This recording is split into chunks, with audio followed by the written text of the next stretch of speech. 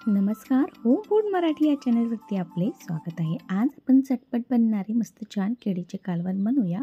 चला तर रेसिपीला सुरुवात करूया. त्यासाठी बघा मी 2 केळी घेतलेली आहे, 1 पाव दूध घेतलेली आहे, 2 चम्मच साखर घेतलेली आहे, थोडीशी वेलची पूड घेतलेली आहे आणि 5 ते 7 काजूचे तुकडे करून घेतलेले आहे.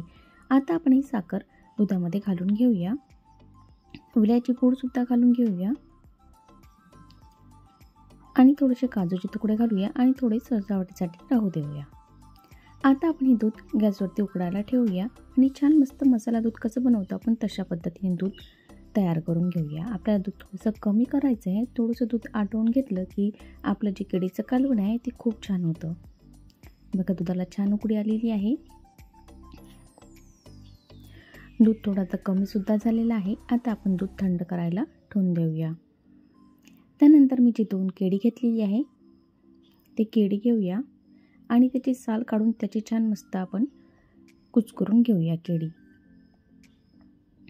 बघा आता चम्मचच्या साहाय्याने मी अशी पूर्णपणे केळी छान कुचकरून घेत आहे. अशा पद्धतीचे कालवण तुम्ही उपवासाला बनवू शकता. असं पौष्टिक अशी मस्त छान कालवण तयार होतं आणि कोणत्याही प्रकारचा पोटाला त्रास सुद्धा होत नाही. बघा आता केळी पूर्ण कुचकरून माझी झालेली आहे. झटपट असं कालवण तयार होतं. एखाद्या वेळेस जेवणामध्ये काही गोड खाण्याची इच्छा झाली तर अशा पद्धतीचे झटपट तुम्ही असे कालवण तयार करू शकता आणि जेवणामध्ये काहीतरी गोड खाण्याचा आनंद घेऊ शकता. बघा आता केळी पूर्णपणे कुचकरून झालेली आहे माझी. त्यानंतर जे दूध घेतलेलं आहे थोडंसं कोमट ठेवलेलं आहे मी. आता या दुधामध्ये आपण हे केळीचा जो गर केलेला आहे तो घालून घेऊया. बघा गर घालून घेऊया आणि मिक्स करून घ्या. बघा आपलं झटपट मस्त असं केळीचं कालवण तयार झालेलं आहे आणि व्यवस्थित आता मिक्स करून घेऊया आपले.